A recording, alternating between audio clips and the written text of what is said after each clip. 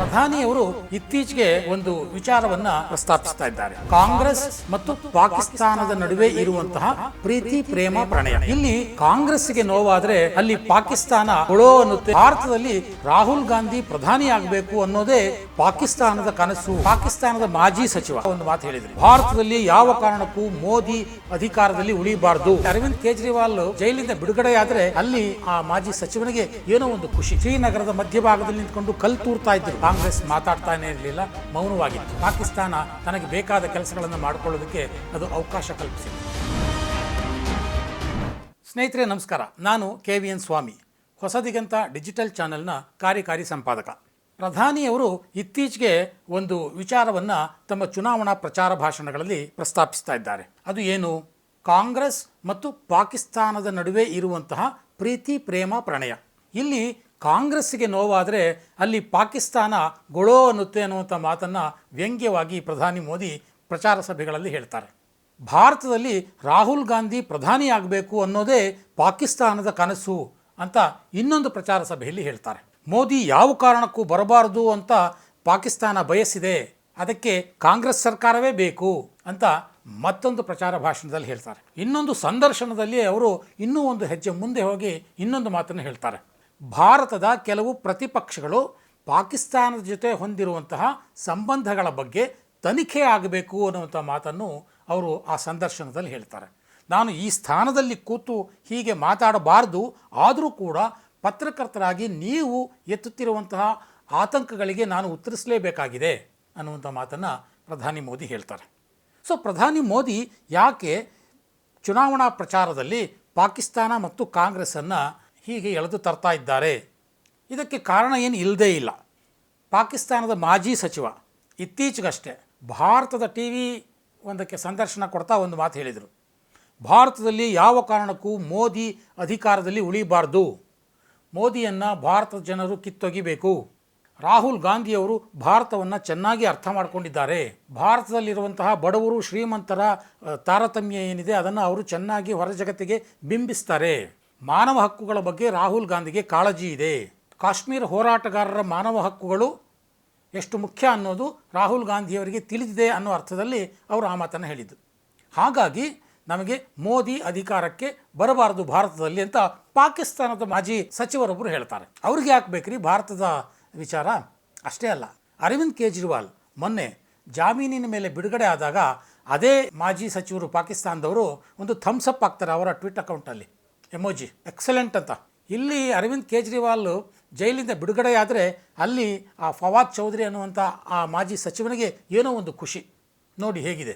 ಆದರೆ ಮೋದಿ ಅಧಿಕಾರದಲ್ಲಿ ಉಳಿಬಾರ್ದು ಅನ್ನುವಂಥ ಮಾತನ್ನು ಫವಾದ್ ಹೇಳ್ತಾರೆ. ಆರ್ಟಿಕಲ್ 370 ರದ್ದು ಮಾಡಿದ್ದು ನರೇಂದ್ರ ಮೋದಿ. ಅದರಿಂದಾಗಿ ಪಾಕಿಸ್ತಾನಕ್ಕೆ ದೊಡ್ಡ ರೀತಿಯಲ್ಲಿ ಅನಾನುಕೂಲ ಆಯಿತು. ಕಾಶ್ಮೀರದಲ್ಲಿ ಶ್ರೀನಗರದ ಹೃದಯ ಭಾಗದಲ್ಲಿ ನಿಂತುಕೊಂಡು ನಮ್ಮ ಸೇನೆಯ ಮೇಲೆ ಕಲ್ಲು ತೂರ್ತಿದ್ರಲ್ಲ ಪುಂಡರು, ಅವರನ್ನು ಮಟ್ಟ ಹಾಕಿದ್ದು ನರೇಂದ್ರ ಮೋದಿ. ಹಾಗಾಗಿ ನರೇಂದ್ರ ಮೋದಿ ಪಾಕಿಸ್ತಾನಕ್ಕೆ ಬೇಡ. ಪಾಕಿಸ್ತಾನದಿಂದ ಬರ್ತಿದ್ದಂತಹ ಹಣಕಾಸು ನೆರವನ್ನು ತಡೆದು ಇಲ್ಲಿನ ಉಗ್ರರ ಬ್ಯಾಂಕ್ ಖಾತೆಗಳನ್ನು ಸೀಸ್ ಮಾಡಿದ್ದು ನರೇಂದ್ರ ಮೋದಿ. ಹಾಗಾಗಿ ನರೇಂದ್ರ ಮೋದಿಯವರು ಪಾಕಿಸ್ತಾನಕ್ಕೆ ಬೇಡ.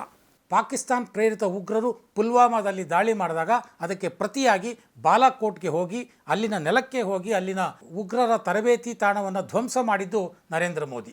ಹಾಗಾಗಿ ಪಾಕಿಸ್ತಾನಕ್ಕೆ ನರೇಂದ್ರ ಮೋದಿ ಬೇಡ. ಪಾಕಿಸ್ತಾನದಲ್ಲಿ ಇರುವಂತಹ ಹಿಂದೂಗಳ ಮೇಲೆ ದೌರ್ಜನ್ಯ ನಡೆದಿದ್ದು ಅದರ ವಿರುದ್ಧ ದನಿ ಎತ್ತಿದ್ದು ನರೇಂದ್ರ ಮೋದಿ.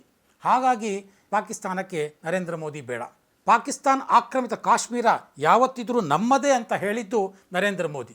ಹಾಗಾಗಿ ಪಾಕಿಸ್ತಾನಕ್ಕೆ ನರೇಂದ್ರ ಮೋದಿ ಬೇಡ. ಪಾಕಿಸ್ತಾನದ ಬಲೂಚಿಸ್ತಾನದಲ್ಲಿ ನಡೀತಿರ್ತಕ್ಕಂಥ ಹೋರಾಟಕ್ಕೆ ಸಹಾನುಭೂತಿ ವ್ಯಕ್ತಪಡಿಸಿದ್ದು ನರೇಂದ್ರ ಮೋದಿ. ಹಾಗಾಗಿ ಪಾಕಿಸ್ತಾನಕ್ಕೆ ನರೇಂದ್ರ ಮೋದಿ ಬೇಡ. ಆದರೆ ಕಾಂಗ್ರೆಸ್ ಯಾಕೆ ಬೇಕು?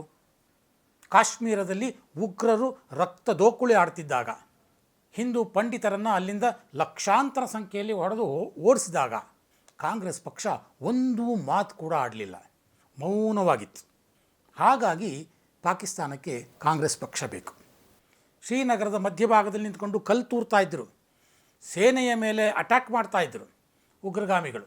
ಅವರಿಗೆ ಸ್ಥಳೀಯರು ಅಂದರೆ ಕಾಶ್ಮೀರದ ಸೋಕಾಲ್ಡ್ ನಾಯಕರ ಬೆಂಬಲ ಸಿಕ್ತಿತ್ತು. ಆ ಯಾವುದರ ಬಗ್ಗೆಯೂ ಕಾಂಗ್ರೆಸ್ ಮಾತಾಡ್ತಾನೇ ಇರಲಿಲ್ಲ, ಮೌನವಾಗಿತ್ತು. ಅಂದರೆ ಪರೋಕ್ಷವಾಗಿ ಪಾಕಿಸ್ತಾನ ತನಗೆ ಬೇಕಾದ ಕೆಲಸಗಳನ್ನು ಮಾಡಿಕೊಳ್ಳೋದಕ್ಕೆ ಅದು ಅವಕಾಶ ಕಲ್ಪಿಸಿತ್ತು. ಹಾಗಾಗಿ ಕಾಂಗ್ರೆಸ್ ಪಾಕಿಸ್ತಾನಕ್ಕೆ ಬೇಕು.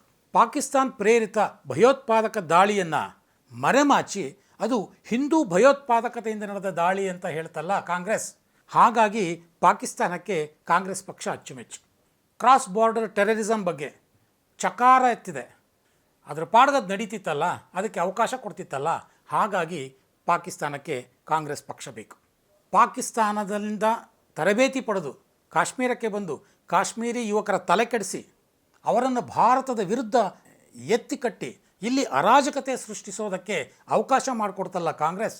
ಹಾಗಾಗಿ ಪಾಕಿಸ್ತಾನಕ್ಕೆ ಕಾಂಗ್ರೆಸ್ ಪಕ್ಷ ಬೇಕು.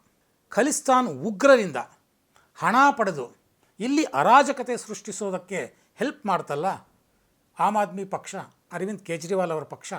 ಹಾಗಾಗಿ ಪಾಕಿಸ್ತಾನಕ್ಕೆ ಅರವಿಂದ್ ಕೇಜ್ರಿವಾಲ್ ಅವರ ಪಕ್ಷ ಬೇಕು. ಗೊತ್ತಾಯ್ತಲ್ಲ ಸ್ನೇಹಿತರೆ, ಪ್ರಧಾನಿ ನರೇಂದ್ರ ಮೋದಿ ಯಾಕೆ ತನಿಖೆ ಆಗಬೇಕು ಅಂತ ಹೇಳಿರುವಂಥದ್ದು. ಭಾರತದ ಸಮಗ್ರತೆ ಮತ್ತು ಏಕತೆಗೆ ಟೊಂಕ ಕಟ್ಟಿ ನಿಂತಿರುವಂಥದ್ದು ನರೇಂದ್ರ ಮೋದಿಯವರ ಸರ್ಕಾರ. ಆದರೆ ಭಾರತದಲ್ಲಿ ಅರಾಜಕತೆ ಸೃಷ್ಟಿಸುವಂತಹ ಲೆಫ್ಟ್ ಲಿಬರಲ್ಗಳ ಒಂದು ಸಂಚಿನ ರೂಪವಾಗಿ ಇಸ್ಲಾಂ ಮೂಲಭೂತವಾದಿಗಳಿಗೆ, ಪಾಕಿಸ್ತಾನ್ ಮೂಲಭೂತವಾದಿಗಳಿಗೆ, ಪಾಕಿಸ್ತಾನ್ ಪ್ರೇರಿತ ಉಗ್ರಗಾಮಿಗಳಿಗೆ, ಅವರ ಚಟುವಟಿಕೆಗಳಿಗೆ ಮೌನ ಸಮ್ಮತಿ ನೀಡಿದ್ದು ಕಾಂಗ್ರೆಸ್ ಸರ್ಕಾರ. ಹಾಗಾಗಿ ಪಾಕಿಸ್ತಾನಕ್ಕೆ ಕಾಂಗ್ರೆಸ್ ಬಗ್ಗೆ ಅತಿಯಾದಂತಹ ಪ್ರೀತಿ, ಪ್ರೇಮ, ಪ್ರಣಯ, ಸರಸ, ಸಲ್ಲಾಪ ಎಲ್ಲ ಮಾಡೋದಕ್ಕೂ ಪಾಕಿಸ್ತಾನ ಸಿದ್ಧವಾಗಿಬಿಟ್ಟಿದೆ ಕಾಂಗ್ರೆಸ್ ಜೊತೆ. ಜನ ಈಗಲಾದರೂ ಅರ್ಥ ಮಾಡ್ಕೋತಾರೆ ಪಾಕಿಸ್ತಾನ ಯಾಕೆ ಕಾಂಗ್ರೆಸ್ ಮೇಲೆ ಅತಿಯಾದ ಪ್ರೀತಿಯನ್ನು ತೋರಿಸ್ತಾ ಇದೆ ಅನ್ನೋದು ಮತದಾರರಿಗೆ ಅರ್ಥ ಆಗುತ್ತೆ ಅನ್ನುವಂಥ ಆಶಯ ನಮ್ಮದು.